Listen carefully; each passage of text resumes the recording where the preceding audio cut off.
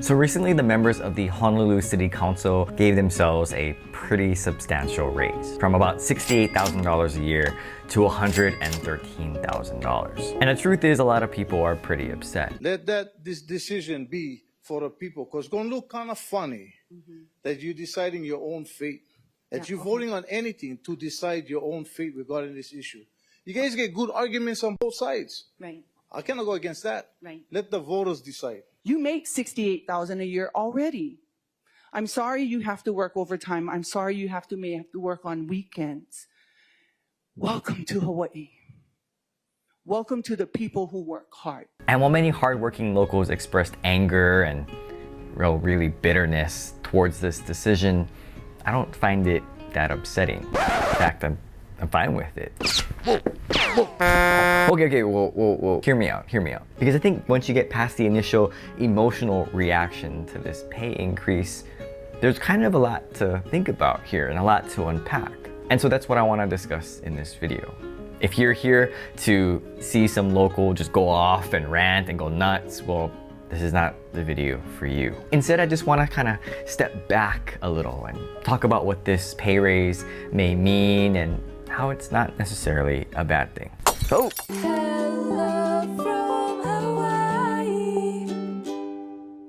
Okay, so before talking about the pay raises for the council members, just want to mention that this whole discussion is just a small part of the overall budget for the city and county of Honolulu. There were other pay raises involved, and there's actually a lot in this budget that I think maybe should be talked about a little bit more. And although many people testified and expressed opposition to the pay raises specifically, they passed it anyway. Some council members said that they would reject the pay increase and return the money, but still, people are upset. But frankly, should the public be all that surprised? I mean, they're voting to give themselves a pay raise. It would take a lot for them to reject that idea.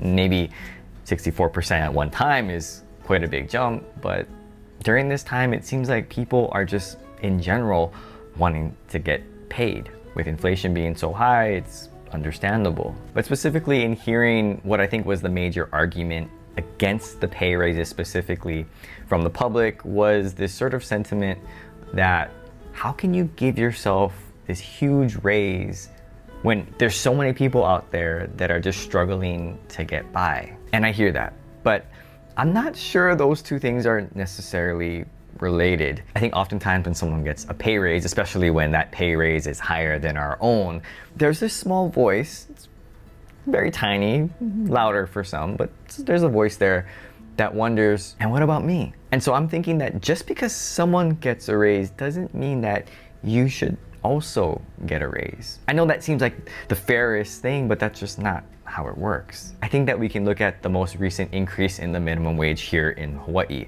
I mean, they basically got a 20% increase overnight. And when you look at that, you may think, well, if they got a 20% increase, shouldn't I get a 20% increase? And I don't want to be misunderstood where people may think I'm trying to defend anyone. They don't need defending. I'm not here to defend any person. They can defend for themselves. But really, I think it's important that we take an honest look at why we react the way that we do, especially something as volatile as this. And I'm very curious to know how people feel who earn more than the $113,000. If they even care that the city council members now earn up to that point, do they feel anything about that? Or is it the majority of people who earn probably significantly less than that now?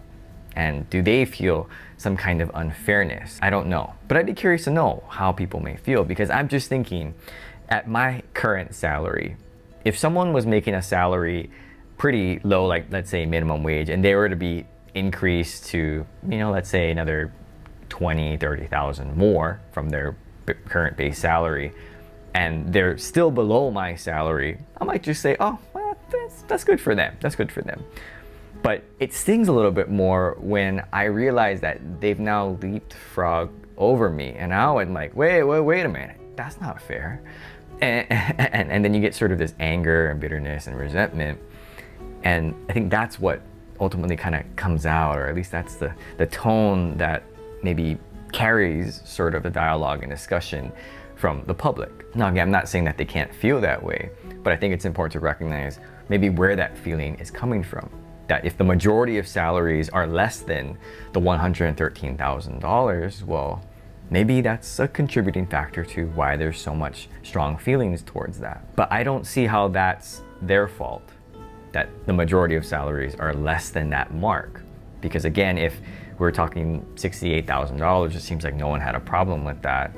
But now, if they make that much more, it crosses this whole other line where now they're making six figures, and I guess it just maybe enrages some people. I also think some people may think that, well, these are just politicians, and so it's their job to serve the people. And so because of that, they should just be paid X amount, and that's fair. But the problem is, who determines that X amount? I'm not talking about the salary commission, but I'm talking about just in general public opinion. Who determines what a city council member should make? Because based on my own salary, I can kind of gauge and judge, and what I may think may be different what from other people think. And just to speak of general workplace economics, I think people are generally paid what their employer thinks they're valued at. A person brings a certain amount of value to the workplace and then agrees with their employer that they should make a certain amount of compensation for that value. And if the person is dissatisfied with that compensation, then they can look at other employers who will value them and pay them appropriately. And if that doesn't work, then that individual can start a small business, assume all that risk, and earn as much or as little as they can make. But all of this to say, if the city council members believe that they are worth $113,000 a year as value, that's what they bring to the table, then I think that's fine. They are elected officials. They have to win elections. They are public figures that are open to public scrutiny. Any mistake that they may make could get blown up completely on social media or on news. And they're responsible for some pretty big decisions that I'm sure a lot of people in the public have no idea what they have to go through. And while there is a lot of power with those positions, there's also a lot of burden. And I can't even begin to imagine what that must feel like. I think being a politician can be tough at times. I mean, it's tough on your family, it's tough on your physical health, and it's tough on your character. It changes you. And so I think because of that, the pay matches the sacrifice and the rarity of that position. I think it's why as a society, we pay and value our celebrities and athletes quite a lot. But before you think, oh, this guy's just letting these people off the hook, well, not exactly.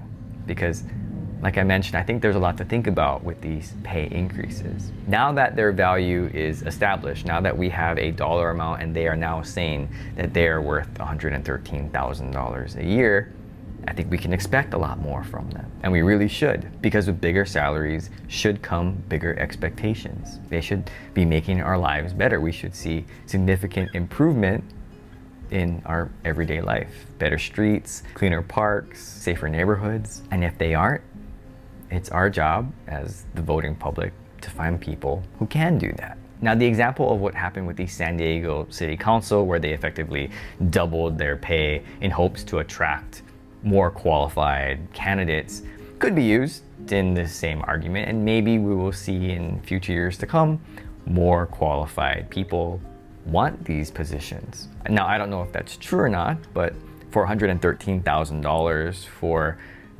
really a very term limited position, it might attract a certain type of person, because now we're talking six figures here. So yeah, there might be a little more financial motivation for people to want to run. But I think also at the same time, with that type of increase, it might motivate these city council members to do a better job, to keep their job so that they can earn that high salary, because it's kind of hard to find those types of jobs. And at this point, I don't know if $113,000 is too high. Frankly, we're gonna have to see in the next election who decides to run. And the last thing I just want to mention was the 2 or 3 council members who are going to refuse this pay increase.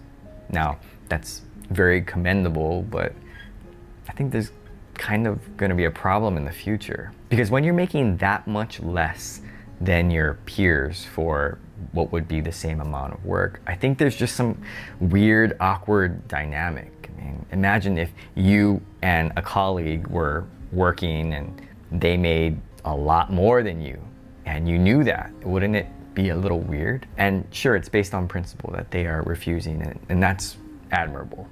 But I think there may come a point, I don't know when, but there may come a point where they say, you know, this pay gap is really, really big and I'm frustrated, and maybe they have a bad day and they say it's unfair and things start happening internally. Now, they initially refuse to take the pay increase, but they could change their mind. It could be next month, it could be 6 months from now, who knows? And if they end up doing that, changing their mind, I mean, it's gonna be pretty bad, because I believe that there are gonna be thoughts of, well, my colleagues took a pay increase, why shouldn't I? And I think if they have the character to be able to say, well, I'm doing this on principle, then that's absolutely wonderful. But I just think that over time, maybe they might be thinking twice. And it's when you switch your position on something that you were so strong about to now something else, especially financially like that, I think it just looks really bad. And so really, I'd rather that all of them take the increase of pay, even the ones who don't want it, and just do a better job. Go out there and work extra hard and clean up the parks and clean up the streets, improve the streets, and make Hawaii safer for the general public. Make it a place that we can all be proud of. Maybe enforce some of those firework laws. I don't know, just saying. I'd rather them find ways to improve their community. Walk around in the community, go talk to people, see what their problems are, and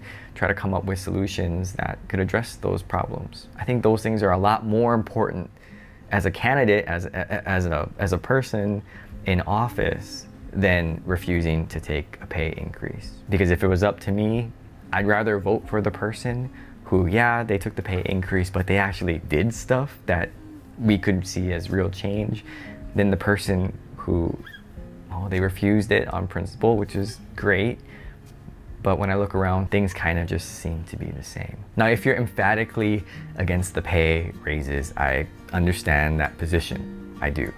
And you may think that I'm young and maybe too out of touch and I don't know what I'm talking about. Well, that's your opinion. But I also wanted to present some things to think about. Again, I covered a lot of things in this video, but maybe just the first thing to do is think about what's fueling that anger. Is it just because it seems unfair in comparison to your salary or people that you know? Or do you really believe that what those members are doing is not worth that compensation? And that's going to take a lot of introspective untangling to figure that out. If it's the former, well, then that's an internal issue I think you might need to work out. But if it's the latter, well, that's where we're supposed to keep our politicians and elected officials accountable. We have to make sure that they do the things that they say they're going to do and that they're doing what's best for our communities. And if they aren't doing that for you, then you can vote for somebody else who will. Because sometimes in Hawaii, it seems like we do a lot of talking. Like, there's a lot of big talk that goes around, like a lot of yapping. And me too, you know, sometimes.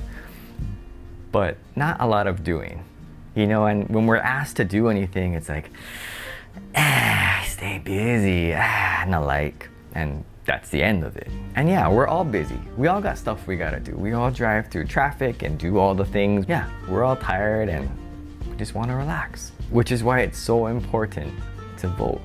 I mean, as a state, we're hovering around 40% of registered voters. That means that there's 60% of people that they either don't know or they don't care. And now with mail-in votes, you get the ballot at your home.